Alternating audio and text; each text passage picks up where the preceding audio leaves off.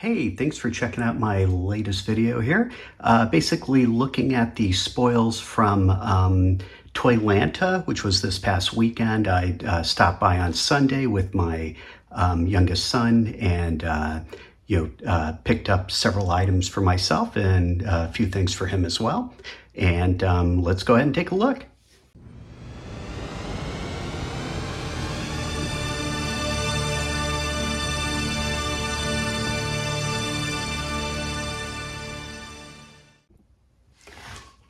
Okay, so, basically ToyLanta, it's in sort of the northern suburbs of Atlanta in Peachtree Corners. And kind of the cool thing about the hotel, the Peachtree Corners Hilton, is as you're driving up to it, it kind of looks like a castle coming out of the suburbs. I always enjoy the parking lot. This is basically our vote for best store van art.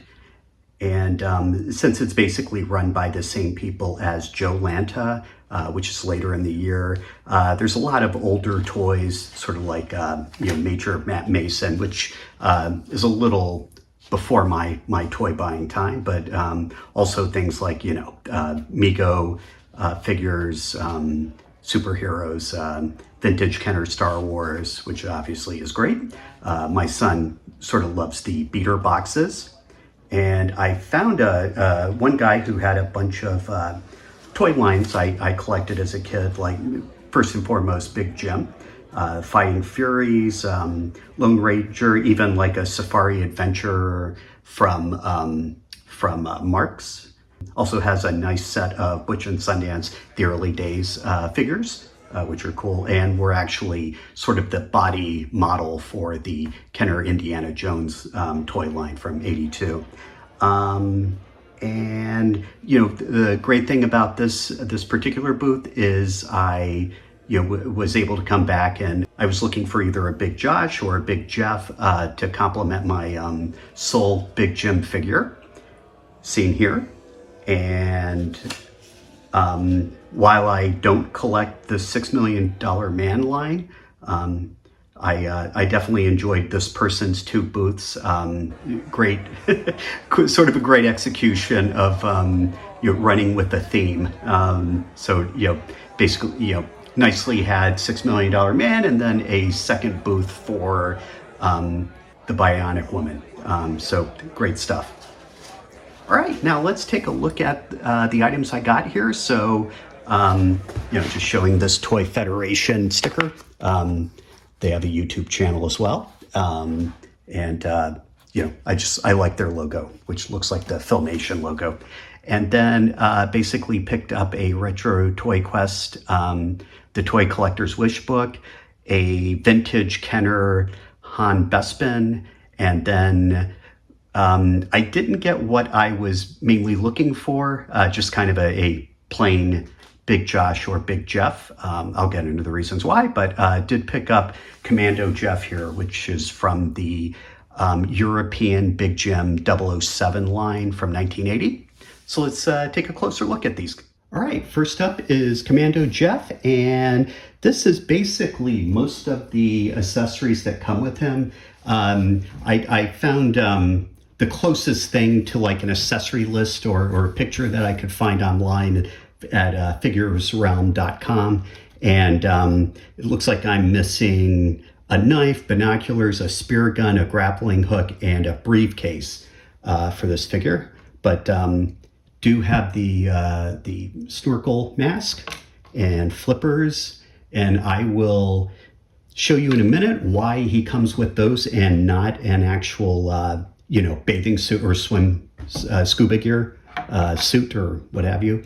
Got this little TNT plunger here where you can also hide the TNT in there, and that is the actual TNT there. Cue the AC/DC song if you must. And then he also comes with a walkie-talkie that clips on to his clothing or belt. Comes with this holster, and not quite a shoulder holster, a chest holster, and then comes with this pistol. Kind of looks like a .45 with a silencer on it. And then here's Jeff himself, and he comes with this kind of, you know, it almost looks like a French partisan outfit here. It's got the vest, has a sweater underneath, and stocking cap. And then I'm not sure why. If anybody knows, please feel free to enter into the comments. But he's called Commando Jeff, but in the U.S., Jeff had blonde hair, so he was basically Big Jim with blonde hair. So I'm not sure why Commando Jeff basically looks like the Double Trouble version of Big Jim, but with an eye patch, which actually he may have had. I forget now. And he also comes with a backpack, and then he's got his brown boots there. And then if we look underneath, so basically the reason he doesn't come with a swimsuit is because his body, like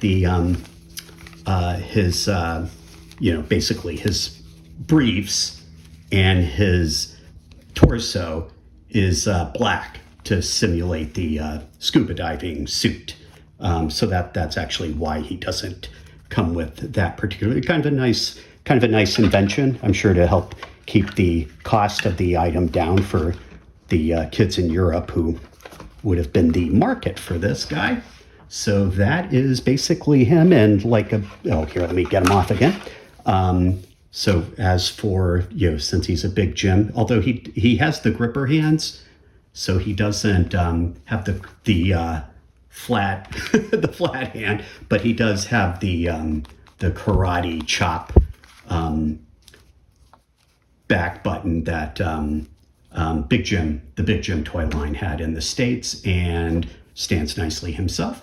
And very, very happy with the condition of this. He doesn't look like he was ever played with. While not complete as far as accessories go, it's a very kind of nice pickup, and got it for what I think is a decent price based on what the sort of astronomical prices Big Jim stuff goes for on eBay. Oh, one more thing I just realized as I was putting them back together, I realized that I'm actually, I have two more accessories than I thought, because I forgot I put these into the backpack when I was putting them up on the shelf. And basically this machine gun, and it has a sort of a plug-in stock there. And I'm not sure, I think that's for him to hold. It's kind of funny because actually I think he would hold there, but it almost looks like the magazine. It doesn't come in or out, but it's like the magazine for it is kind of just about ready to fall out there, I think. So there's that, and then also his knife, and basically your standard issue Big Jim knife with the, although with the grip hands you don't really need that, but obviously I think, here, let me see if I can get that to pull focus there. With the gripper hands you don't really need that, but it does have the little parts that fit around the hand. Okay, and here he is holding his two additional weapons there. And one funny thing to point out about the gripper hands and how the knife has the two brackets at the end of the handle that, on a standard issue Big Jim with the karate chop hand, the flat hand, would help hold that in place. But it for the gripper hands that were, common issue in Europe, it makes it almost so he can't hold the knife. So that's kind of a funny thing about it. But, again, very cool figure. Glad to have it in my collection. And here he is with Big Jim in his talking field radio outfit and gear. So yeah, basically just needed a friend for Big Jim there. All right, up next is basically Bespin from the 1980 Empire Strikes Back toy line from Kenner. And just, I lucked out. I was able to get one in person, because I'm a bit weary of buying these figures on like eBay, just because, and actually the Minoc hunt mask from the accessory set from Kenner. That I picked that up at a local toy store, and I, basically, very clean. The limbs are all tight.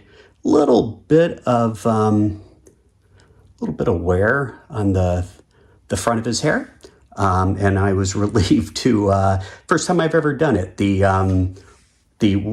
water test, the warm water test with the gun to see if it would float, and it did.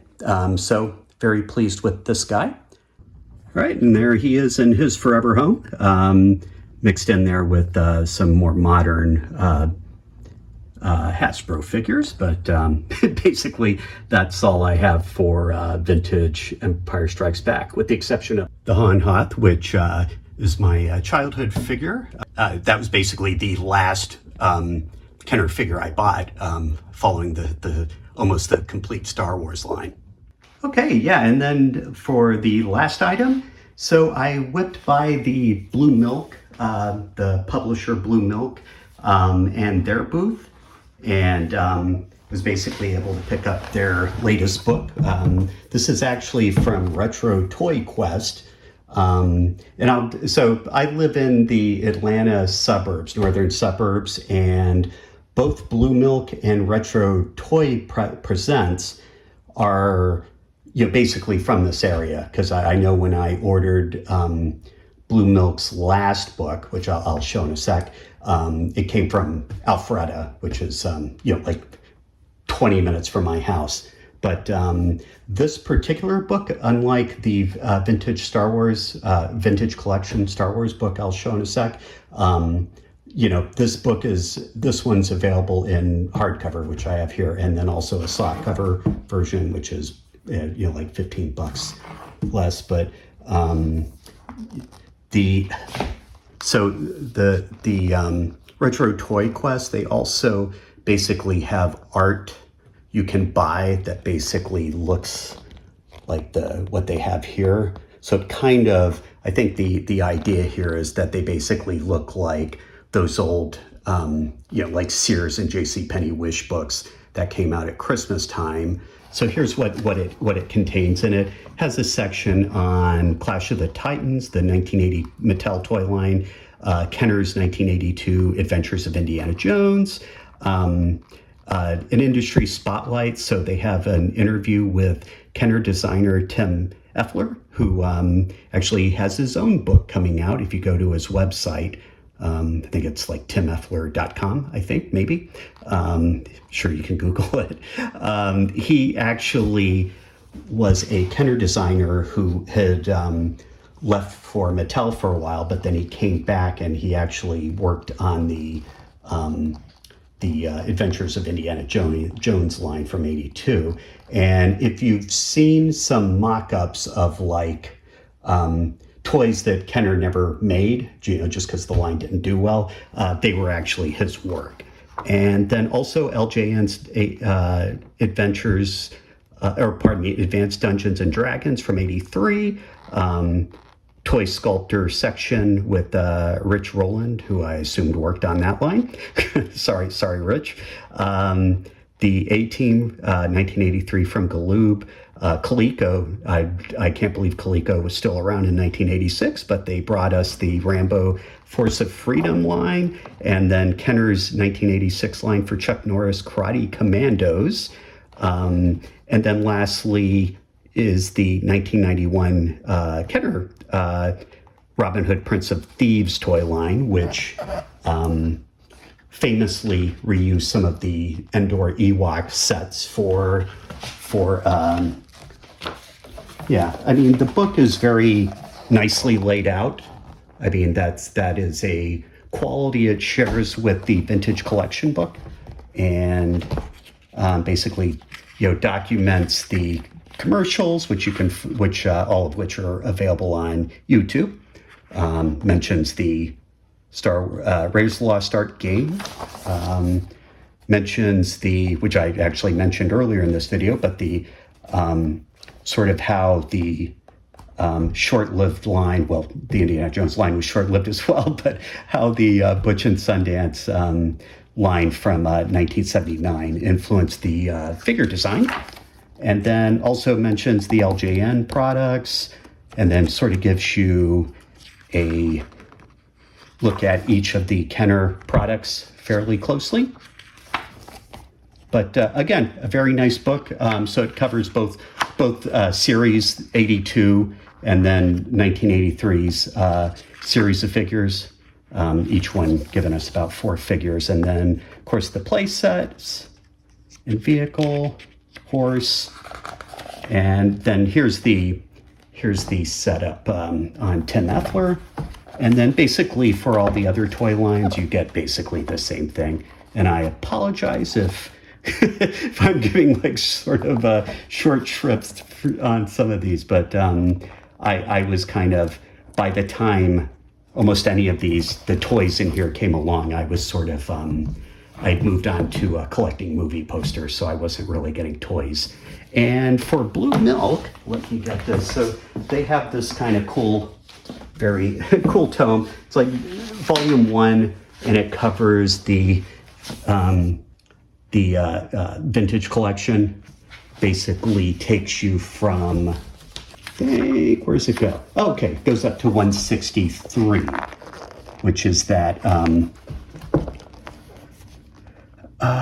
Shadow Trooper on a Star Wars card, number 163, and it basically also covers all of the vehicles, all of the unproduced items from that's up to that point in the series. And I did ask the publisher, and they are definitely going to be working on volume 2. So that's nice. So, whoops. Did not mean to hit that. So, yeah. So that's basically it. Hope you enjoyed this video. Hope to have one up sooner than it took me to get around to making this video. But I do appreciate folks checking these out, and, you know, have had some nice discussions in the comments section, and definitely appreciate it. Until next time.